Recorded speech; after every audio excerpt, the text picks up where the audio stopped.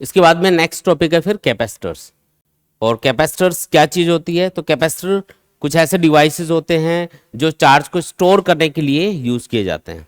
Capacitor क्या चीज है? एक ऐसा डिवाइस जो कि चार्ज को स्टोर करेगा। और चार्ज को स्टोर करने से हमको क्या बेनिफिट है? जब चार्ज को स्टोर किया जाता है किसी भी जगह पे, तो उससे एक इलेक्ट्रोस्टैटिक पोटेंशियल एनर्जी उस सिस्टम के अंदर डेवलप होती है। और उस इलेक्ट्रोस्टैटिक पोटेंशियल एनर्जी को आप जब जरूरत हो तब इलेक्ट्रिकल सर्किट में यूज कर सकते हो। तो किसी भी इलेक्ट्रिकल सर्किट में अगर एनर्जी की रिक्वायरमेंट है तो उसको कौन पूरा करेगा? कैपेसिटर। तो कैपेसिटर एक एनर्जी स्टोरेज डिवाइस है। पहली चीज क्या याद रखोगे? कैपेसिटर्स क्या है? एनर्जी स्टोरेज डिवाइस है। देखो अलग अलग टाइप के अलग अलग शेप के कैपेसिटर होते हैं। बेसिक प्रिंसिपल सबका सेम होता है, बेसिक कॉन्सेप्ट सबका सेम होगा, लेकिन शेप अलग अलग हो सकती है। जैसे कि कुछ सिलेंड्रिकल कैपेसिटर होते हैं, जैसे ये सिलेंडर की शेप में कैपेसिटर है तो इसको बोलते हैं सिलेंड्रिकल कैपेसिटर। ये डिस्क टाइप है तो इसको बोलते हैं डिस्क टाइप कैपेसिटर। इसमें दो पैरेलल प्लेट्स लगी होती हैं तो ये पैरेलल प्लेट कैपेसिटर होता है। ये डिस्क टाइप है, ये सिलेंड्रिकल हो गया। इसके अलावा स्फेरिकल कैपेसिटर भी होता है, एक स्फेयर जैसा होता है वो, है ना। तो ये अलग अलग शेप के कैपेसिटर्स होते हैं अकॉर्डिंग टू यूज। जैसे जहां पे यूज होगा वैसे हम कैपेसिटर डिजाइन करते हैं। तो ये कैपेसिटर का काम होता है एनर्जी को स्टोर करना। और जब भी आप चार्जेस को स्टोर करोगे किसी भी कैपेसिटर में तो उससे उसकी इलेक्ट्रोस्टैटिक पोटेंशियल एनर्जी इंक्रीज होती है और वो एनर्जी हम सर्किट में जब चाहे यूज कर सकते हैं। तो ये तो इसका यूज हुआ, मतलब कैपेसिटर क्या चीज है? Energy storage device. ठीक है, इलेक्ट्रिकल सर्किट्स में यूज करते हैं इसको।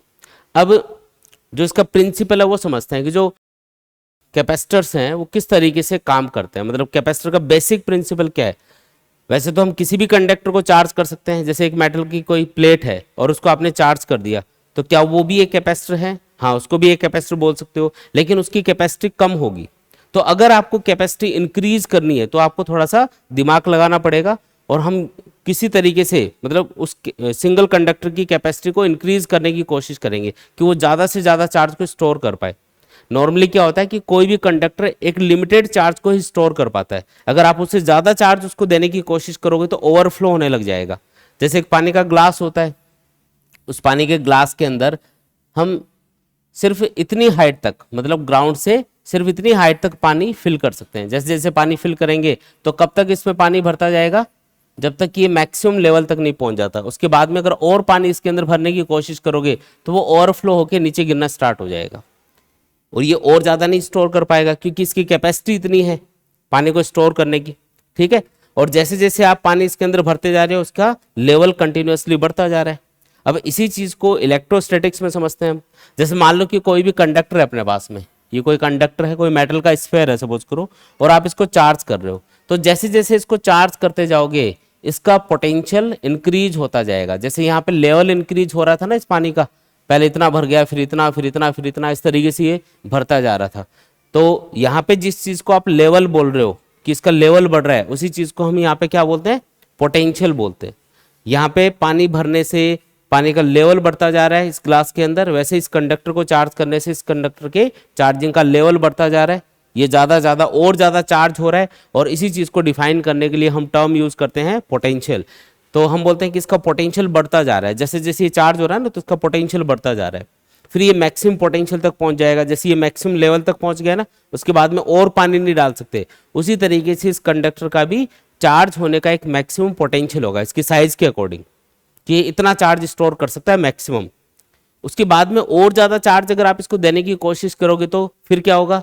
तो आसपास की जो एयर है उसमें वो चार्ज लीक होना स्टार्ट हो जाएगा, इसके ऊपर नहीं ठहरेगा। फिर मतलब आसपास की जो एयर है उसको आयोनाइज करने लग जाएगा ये चार्ज। मतलब इस कंडक्टर के ऊपर चार्ज है वो जैसे पहले 1 कूलाम है, फिर 2 कूलाम है, 3 कूलाम, ऐसे 10 कूलाम तक बढ़ गया। उसके बाद में ये मैक्सिमम पोटेंशियल तक चार्ज हो गया। अब 10 कूलाम से जैसे एक्स्ट्रा चार्ज देने की कोशिश करोगे तो वो लीक हो जाएगा, आसपास एयर में चला जाएगा। मतलब आसपास की जो एयर है उसको आयोनाइज करने में यूज हो जाएगा। इसके ऊपर 10 कूलाम ही रहेगा और इसका पोटेंशियल जितना भी मैक्सिमम है उतना ही रह पाएगा। मतलब उससे ज़्यादा ये पोटेंशियल, उससे ज़्यादा पोटेंशियल तक ये चार्ज नहीं किया जा सकेगा। लेकिन हम चाहते हैं कि ये और ज़्यादा चार्ज स्टोर करे। क्यों? क्योंकि जितना ज़्यादा ये चार्ज को स्टोर करेगा उतना ही ज़्यादा ये एनर्जी को स्टोर कर पाएगा। तो हम ये चाहते हैं कि छोटी सी जगह पे हम खूब सारा चार्ज स्टोर कर दे। तो उसके लिए एक काम करना पड़ेगा आपको। यहाँ पे इसको और ज़्यादा चार्ज होने से कौन रोक रहा है? इसका मैक्सिमम पोटेंशियल। तो अगर आप किसी तरीके से उस पोटेंशियल को घटा दो जैसे किसी तरीके से अगर आप इस लेवल को घटा दो तो इसमें और पानी भर सकते हो, उसी तरीके से अगर आप इसका पोटेंशियल डिक्रीज कर दो तो उसमें और ज्यादा चार्ज डाला जा सकता है, मतलब इसको और ज्यादा चार्ज किया जा सकता है। समझ में आया क्या? हमेशा हमारा एक ही टारगेट होता है कैपेसिटर में कि कैपेसिटर की जो प्लेट्स हैं उनका पोटेंशियल किस तरीके से डिक्रीज किया जाए। आप कैपेसिटर का जो पोटेंशियल है या पोटेंशियल डिफरेंस है उसको जितना डिक्रीज करोगे उतना ही क्या होगा, उसकी कैपेसिटी बढ़ती जाएगी, वो ज्यादा चार्ज को स्टोर करता जाएगा। तो बेसिक कॉन्सेप्ट हमेशा याद रखना है, कैपेसिटर के लिए एक ही चीज हमारा टारगेट रहती है कि किसी भी तरीके से उसका पोटेंशियल डिक्रीज किया जाए, और जो उसमें चार्ज, जिस कंडक्टर को हमको चार्ज करना होता है कैपेसिटर में, उसका पोटेंशियल अगर डिक्रीज कर दिया आपने किसी भी तरीके से तो वो ज्यादा चार्ज स्टोर कर पाएगा।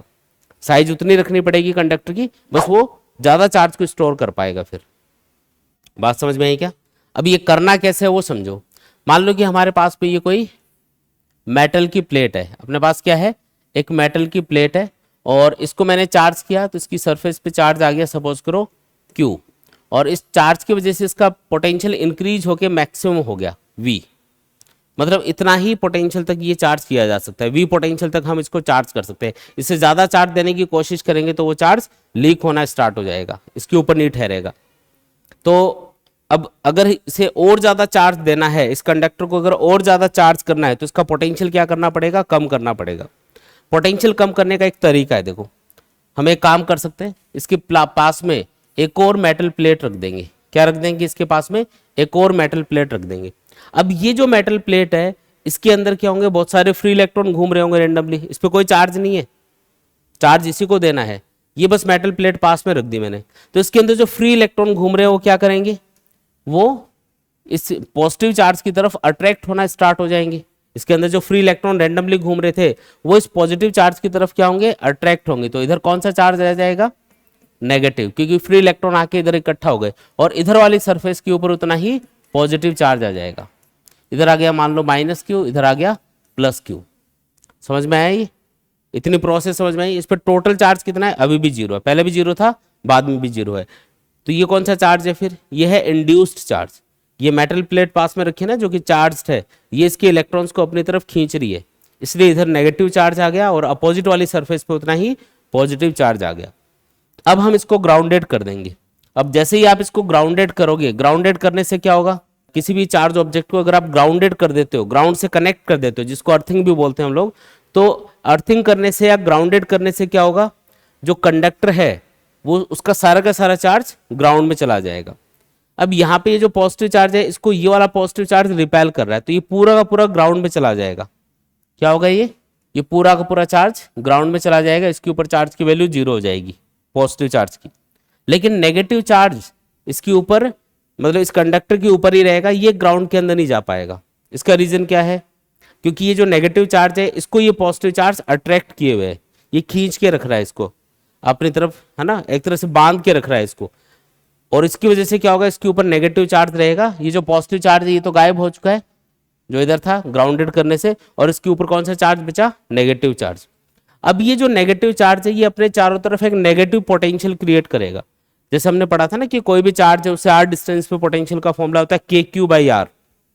कोई भी चार्ज है उससे r डिस्टेंस पे पोटेंशियल कैलकुलेट करोगे तो उसका फॉर्मूला क्या होगा, KQ/R। के मतलब इलेक्ट्रोस्टैटिक कांस्टेंट, और r जितना ज्यादा होगा पोटेंशियल उतना ही कम होता जाएगा चार्ज से दूर जाने पे। नेगेटिव चार्ज का पोटेंशियल नेगेटिव होता है, पॉजिटिव चार्ज का पोटेंशियल पॉजिटिव होता है। अब इस पे तो पॉजिटिव चार्ज है तो इसका पोटेंशियल तो पॉजिटिव होगा, लेकिन इस वाले कंडक्टर का पोटेंशियल कैसा होगा, नेगेटिव, क्योंकि इस पर कौन सा चार्ज है, नेगेटिव चार्ज। अब इस कंडक्टर के पास में ये कंडक्टर रखा है, तो इस नेगेटिव चार्ज की वजह से यहाँ पे भी कुछ नेगेटिव पोटेंशियल होगा। मान लो नेगेटिव पोटेंशियल है -V'। तो इस कंडक्टर पे, पहले कंडक्टर पे टोटल पोटेंशियल कितना हुआ, V में ये जो -V' है ये ऐड करो तो V - V' बन जाएगा ये। तो टोटल पोटेंशियल पहले V था इसका, अब कितना हो गया, V - V'। पहले से पोटेंशियल डिक्रीज हुआ या इंक्रीज हुआ, डिक्रीज हो गया। और अगर इसका पोटेंशियल डिक्रीज हो गया इस कंडक्टर का, इसका मतलब ये और ज्यादा चार्ज अब स्टोर कर सकता है, इसकी चार्ज को स्टोर करने की कैपेसिटी इंक्रीज हो गई, क्योंकि जो पोटेंशियल है वो इसको रोक रहा था और ज्यादा चार्ज होने से, तो आपने उस पोटेंशियल को डिक्रीज कर दिया। इस पे चार्ज को कम नहीं करना है, लेकिन इस पे जो चार्ज है उसको कम करोगे तब तो पोटेंशियल डिक्रीज हो ही जाएगा।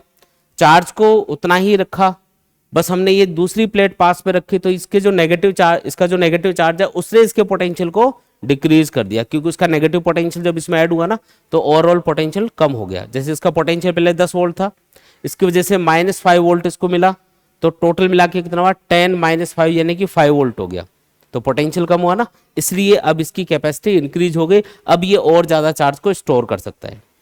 तो हमेशा आप याद रखो कि जब भी हम कैपेसिटर डिजाइन करते हैं तो उसमें दो कंडक्टर यूज किए जाते हैं। वो दो प्लेट्स हो सकती हैं, दो स्फेयर हो सकते हैं, है ना, एक स्फेयर छोटा, एक उसके बाहर बड़ा स्फेयर, तो वो दो अलग अलग कंडक्टर होंगे। सिलेंड्रिकल कैपेसिटर अगर है तो उसमें दो सिलेंडर होते हैं, एक छोटा सिलेंडर होता है अंदर, एक बाहर सिलेंडर होगा बड़ा, ठीक है। तो इस तरीके से आपको हमेशा दो कंडक्टर यूज करने हैं। तो अगर आपको पूछा जाए कि कैपेसिटर में हम दो कंडक्टर क्यों यूज करते हैं, क्योंकि चार्ज तो एक ही कंडक्टर पे स्टोर कर रहे हो, ये दूसरा कंडक्टर क्यों यूज किया, पोटेंशियल डिक्रीज करने के लिए। और पोटेंशियल डिक्रीज करने से हमें क्या फायदा है, उससे कैपेसिटेंस इंक्रीज होता है, ये फायदा है, ठीक है। आया समझ में। अब एक छोटा सा फॉर्मूला भी बना लेते हैं इसका, कि चार्ज, पोटेंशियल और कोई भी कैपेसिटर हो या कोई भी कंडक्टर हो, उसकी कैपेसिटी में क्या रिलेशन होता है। तो हमने देखा कि जब हम किसी भी कंडक्टर को चार्ज करते हैं तो उसका पोटेंशियल इंक्रीज होता है, यानी कि जो चार्ज है और जो पोटेंशियल है वो डायरेक्टली प्रोपोर्शनल होंगे। जितना ज्यादा चार्ज होगा कंडक्टर पे उतना ही ज्यादा उसका पोटेंशियल होगा। अगर आप ये प्रोपोर्शनलिटी सिंबल हटाओगे तो इसकी जगह क्या आएगा, एक कांस्टेंट आएगा। उस कांस्टेंट को यहाँ पे हम बोलते हैं कैपेसिटेंस। क्या बोलते हैं इसको, कैपेसिटेंस बोलते हैं इसको, ठीक है। कैपेसिटेंस जो वर्ड है ना वो कैपेसिटी से बना है, जो कि इस पैरेलल, जो ये जो कैपेसिटर है ना इसको पैरेलल प्लेट कैपेसिटर बोलते हैं, क्योंकि इसमें दो पैरेलल प्लेट्स हैं। तो इस पैरेलल प्लेट कैपेसिटर की अगर हमें कैपेसिटी कैलकुलेट करनी है या इसका कैपेसिटेंस कैलकुलेट करना है तो इस फॉर्मूले से हम क्या लिख सकते हैं, C = Q/V। या कोई भी कैपेसिटर हो, इसी की बात नहीं है, कोई भी टाइप का कैपेसिटर हो, अगर हमें किसी भी कैपेसिटर की कैपेसिटी कैलकुलेट करनी है तो हम क्या करेंगे, ये फॉर्मूला यूज करेंगे। फॉर्मूला क्या है, C = Q/V। Q मतलब चार्ज ऑन द प्लेट्स, मतलब किसी भी एक प्लेट पे चार्ज की वैल्यू, दोनों प्लेट्स पे बराबर ही चार्ज होता है कैपेसिटर में, एक पे +Q एक पे -Q। तो किसी भी एक प्लेट पे चार्ज की वैल्यू डिवाइडेड बाई दोनों प्लेट्स के बीच का पोटेंशियल डिफरेंस। इसमें ये जो V है ना, ये क्या चीज है, दोनों प्लेट्स का या दोनों कंडक्टर्स का पोटेंशियल डिफरेंस है। अगर सिंगल ही कंडक्टर है, मान लो दूसरा है ही नहीं अपने पास, तो उसका भी तो कैपेसिटेंस होगा ना कुछ, उसकी भी कैपेसिटी कुछ ना कुछ तो होती है। तो उसके लिए फिर V को क्या मानेंगे, V उस कंडक्टर का पोटेंशियल होगा। जैसे उसको चार्ज दिया Q, उससे उसका पोटेंशियल V हो गया, तो Q तो वो चार्ज है जो उसको दिया जा रहा है, V उसका पोटेंशियल है, दोनों को डिवाइड करोगे तो उस कंडक्टर की, सिंगल कंडक्टर की कैपेसिटी या कैपेसिटेंस की वैल्यू अपने पास निकल के आ जाएगी। आ रहा है क्या समझ में, क्लियर है एकदम। तो सिंपल सा फॉर्मूला है, और कैपेसिटर के लिए फॉर्मूला काफी इंपॉर्टेंट है। मतलब कोई भी कैपेसिटर हो, अगर हमें उसकी कैपेसिटी फाइंड करनी है तो क्या करोगे, हमें C = Q/V वाला फॉर्मूला यूज करना है। कई बार क्या होता है, Q कैलकुलेट करना होता है तो Q = CV वाला फॉर्मूला यूज कर लो, मतलब इसी फॉर्मूले को अलग अलग तरीके से लिख लो। अगर हमें V कैलकुलेट करना है, V = Q/C कर देना। तो ये काफी इंपॉर्टेंट फॉर्मूला हो जाता है इसके लिए, कैपेसिटर्स के लिए सबसे इंपॉर्टेंट फॉर्मूला है ये, ठीक है, याद रखेंगे इसको। अच्छा, कैपेसिटेंस की यूनिट क्या होती है, इसको फैरेड में मेजर करते हैं। किसमें मेजर करेंगे, फैरेड में, ठीक है। कैपिटल F का सिंबल इसके लिए यूज किया जाता है। अब अगर मुझे डेफिनेशन बनानी हो कि 1 फेरेड कैपेसिटेंस कितना होता है, भाई जैसे मान लो कि कोई कंडक्टर है उसका कैपेसिटेंस है 1 फेरेड, तो उसको कैसे डिफाइन करोगे कि ये 1 फेरेड है। भाई ये 1 कब होगा, जब ये भी 1 होगा, ये भी 1 होगा। तो Q की वैल्यू मान लेते हैं 1 कूलम, V की वैल्यू मान लेते हैं 1 वोल्ट, और उससे C की वैल्यू क्या आ जाएगी अपने पास में, 1 फेरेड के बराबर आ जाएगी। तो अब डेफिनेशन क्या बनाई हमने, कि हमने एक कंडक्टर लिया, उसको 1 कूलम चार्ज दिया, उससे उसका पोटेंशियल कितना बढ़ गया, 1 वोल्ट से इंक्रीज हो गया। पहले अगर 0 था तो 1 वोल्ट हो गया, अगर पहले से वो चार्ज है तो पहले अगर उसका पोटेंशियल 10 वोल्ट है तो 11 वोल्ट हो जाना चाहिए, मतलब 1 वोल्ट से इंक्रीज होना चाहिए, क्योंकि ये V क्या होता है, पोटेंशियल डिफरेंस। तो हम डेफिनेशन ही बनाएंगे कि अगर किसी भी कंडक्टर को हम 1 कूलम चार्ज देते हैं और उससे उसका पोटेंशियल 1 वोल्ट से इंक्रीज हो जाता है, क्या हो जाता है, 1 वोल्ट से उस कैपेसिटर का या उस कंडक्टर का पोटेंशियल इंक्रीज हो जाता है, तो इसका मतलब उसका कैपेसिटेंस कितना होगा, 1 फेरेड के बराबर होगा। किसी भी कंडक्टर को या किसी भी कैपेसिटर को 1 कूलाम चार्ज देने से अगर उसका पोटेंशियल 1 वोल्ट से इंक्रीज हो जाता है, इसका मतलब उस कंडक्टर या उस कैपेसिटर का कैपेसिटेंस कितना होगा, 1 फेरेड के बराबर होगा। आया समझ में? क्लियर एकदम? ठीक है चीज को। नेक्स्ट टॉपिक है capacitance of an isolated spherical conductor. एक स्फेरिकल कंडक्टर है, मतलब मेटल का एक स्फेयर है, सपोज करो होलो स्फेयर भी हो सकता है, सॉलिड स्फेयर भी हो सकता है, कोई सा भी कंडक्टर हो। अगर कोई भी कंडक्टर होता है तो जब भी आप उसको चार्ज करते हो तो एक्स्ट्रा चार्ज हमेशा उसकी आउटर सरफेस पे रहता है। तो अगर ये सॉलिड कंडक्टर है तो भी इसकी आउटर सरफेस पे रहेगा चार्ज, और अगर ये होलो कंडक्टर है, होलो स्फेयर है, तो भी इसकी आउटर सरफेस पे रहेगा। तो बात एक ही है। तो कोई स्फेरिकल कंडक्टर हमको दिया हुआ है जिसकी रेडियस है r और इसके ऊपर चार्ज है q। हमें ये फाइंड करना है कि इसका कैपेसिटेंस कितना होगा, कैपेसिटी कितनी है, इसकी चार्ज को स्टोर करने की कैपेसिटी कितनी है। कैसे कैलकुलेट करना है? कैपेसिटेंस का formula C equal to Q upon V. Q वो चार्ज है जो इस कंडक्टर को दिया जा रहा है। सिंगल कंडक्टर के लिए जब आप इस फॉर्मूले को अप्लाई करो तो क्यू वो चार्ज होगा जो कंडक्टर को दिया जाएगा और वी उसका पोटेंशियल होगा। इस कंडक्टर का जो पोटेंशियल है, मतलब इसकी सरफेस पे जो पोटेंशियल आपको मिलेगा उसका फॉर्मूला होता है V इक्वल्स टू के क्यू बाई आर। हम ये जो सारा का सारा चार्ज है ना, इसको इसके सेंटर पे एज्यूम कर सकते हैं। सिमेट्री है उसकी वजह से हम टोटल चार्ज को इस स्फेरिकल कंडक्टर के सेंटर पे एज्यूम कर सकते हैं। तो अगर ये चार्ज सेंटर पे होता तो सेंटर से r दूरी पे, मतलब सरफेस पे पोटेंशियल कितना होता, के क्यू बाई आर। यही होता। के की वैल्यू क्या होती है, 1/4 pi epsilon naught Q by R, ये होती है। तो इस फॉर्मूले को यूज करेंगे। v की वैल्यू हम कैलकुलेट कर चुके हैं। तो c इक्वल्स टू क्या आएगा, q अपॉन v की वैल्यू पुट करो 1/4 pi epsilon naught q by R. q से q कैंसिल हो जाएगा, c की वैल्यू आएगी 4 पाई एप्सिलॉन नॉट r। ये अपने पास फाइनल आंसर आ गया। ठीक है। अब एक चीज सोच के बताओ कि जो कैपेसिटेंस है वो किन किन चीजों पे डिपेंड कर रहा है। ये जो स्फेरिकल कंडक्टर है इसका कैपेसिटेंस किन किन चीजों पे डिपेंड कर रहा है, फॉर्मूला देख के बताओ। 4 और पाई तो यहाँ पे कांस्टेंट है। एप्सिलॉन नॉट को बोलते हैं electrical permittivity of free space. अगर इस कंडक्टर के चारों तरफ वैक्यूम है या एयर है तो यहाँ पे एप्सिलॉन नॉट आएगा फॉर्मूले के अंदर। लेकिन अगर इसको किसी मीडियम के अंदर रखा हुआ कंडक्टर को, तो मीडियम की इलेक्ट्रिकल परमिटिविटी यहाँ पे पुट की जाएगी। इसका मतलब मीडियम पे डिपेंड करेगा कि किस मीडियम में ये कंडक्टर रखा गया है। इस कंडक्टर का जो कैपेसिटेंस है, इसकी जो कैपेसिटी है वो उस मीडियम पे डिपेंड करेगी जिसमें इसको रखा जाएगा। अगर कोई मीडियम नहीं है तो एप्सिलॉन नॉट है। ठीक है। और किस पे डिपेंड करेगा कैपेसिटेंस, और डिपेंड करेगा रेडियस के ऊपर। अगर आप इस स्फेरिकल कंडक्टर की रेडियस ज्यादा रखोगे, बड़ा कंडक्टर यूज करोगे तो उसकी कैपेसिटी ज्यादा होगी, और छोटा कंडक्टर यूज करोगे तो उसकी कैपेसिटी कम रहेगी। तो इससे एक चीज ये भी समझ में आई कि अगर हम छोटा कंडक्टर यूज करते हैं तो उसकी कैपेसिटी हमेशा कम होती है, और बड़ा कंडक्टर अगर हम यूज करेंगे तो उसकी कैपेसिटी हमेशा ज्यादा होगी। तो अगर आपको कैपेसिटी बढ़ानी है तो आप क्या कर सकते हो, कंडक्टर का साइज बढ़ा सकते हो। लेकिन ये प्रैक्टिकल मेथड नहीं है। मान लो आपको ज्यादा कैपेसिटी का कैपेसिटर चाहिए, जितना कैपेसिटेंस आपको चाहिए उतना कैपेसिटेंस इस रूम जितने बड़े कंडक्टर का हो, तो अभी इतने बड़े कंडक्टर को थोड़ी लगाओगे सर्किट में, या हो सकता है इससे भी बड़ा हो। तो हम मेथड हमेशा ही ऐसा लगाएंगे, तरीका ऐसा लगाएंगे जिससे छोटी जगह पे हम चार्ज को स्टोर कर पाए। इसीलिए तो कैपेसिटर डिजाइन किए जाते हैं, उसमें 2 कंडक्टर यूज किए जाते हैं ताकि वो कैपेसिटी को बढ़ाए। ठीक है, इसलिए कैपेसिटर यूज करते हैं हम।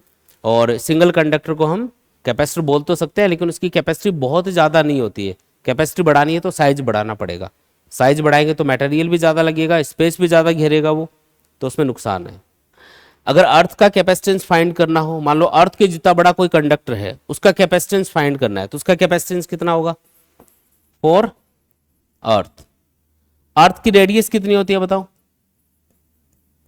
याद है क्या आपको, 6400 किलोमीटर। तो अगर मैं इस फॉर्मूले को यूज करूं और capacitance of the earth find करूं, अर्थ की कैपेसिटी फाइंड करके देखूं कि अर्थ का कैपेसिटेंस कितना है, तो 4 पाई एप्सिलॉन नॉट की वैल्यू क्या होती है, 1/4 पाई एप्सिलॉन नॉट होता है 9 × 10⁹। ये लिखा है 4 पाई एप्सिलॉन नॉट, तो ये होगा 1/9 × 10⁹।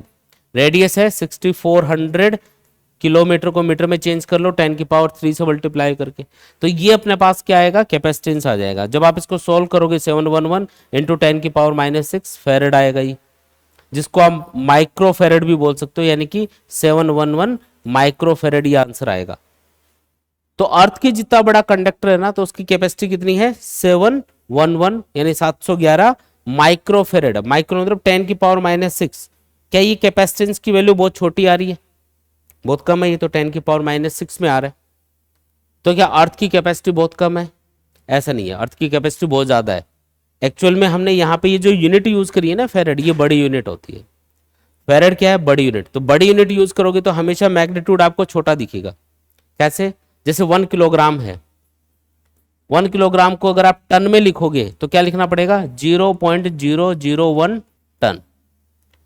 तो जैसे आपने किलोग्राम से बड़ी यूनिट यूज करी, टन, टन मतलब 1000 किलोग्राम। तो जैसे आप किलोग्राम से टन में इसको आप चेंज कर रहे हो डेटा को, तो आप क्या देख रहे हो कि यूनिट बड़ी लेते ही क्या हुआ, जो मैग्नीट्यूड है वो छोटा हो गया। 1 किलोग्राम इतने टन के बराबर है। इसका उल्टा कर दो, 1 किलोग्राम को ग्राम में लिख दो। तो 1 किलोग्राम जब ग्राम में लिखोगे तो 1000 ग्राम लिखोगे। ग्राम छोटी यूनिट होती है। तो देखो, जब आप छोटी यूनिट यूज कर रहे हो तो मैग्नीट्यूड ऑटोमेटिकली इंक्रीज हो गया, बढ़ गया। और जब आप बड़ी यूनिट यूज कर रहे हो तो मैग्नीट्यूड ऑटोमेटिकली कम हो गया। तो याद रखो कि अगर आप छोटी यूनिट यूज करोगे किसी भी चीज को मेजर करने की, तो मैग्नीट्यूड ज्यादा दिखेगा, और अगर बड़ी यूनिट यूज करोगे तो हमेशा मैग्नीट्यूड आपको कम दिखेगा। ठीक है, इसलिए जब भी हम कैपेसिटर का कैपेसिटेंस फाइंड करते हैं ना, तो उसको फेरेड में कभी नहीं मेजर करते, क्योंकि फेरेड में बहुत बड़ी कैपेसिटी का कैपेसिटर होता है ना, उसका ही फेरेड में कैपेसिटेंस हो पाएगा। ये नॉर्मली लिखा जाता है कैपेसिटेंस माइक्रो फेरेड में, पिको फेरेड में, नैनो फेरेड में, ऐसे लिखा हुआ मिलेगा।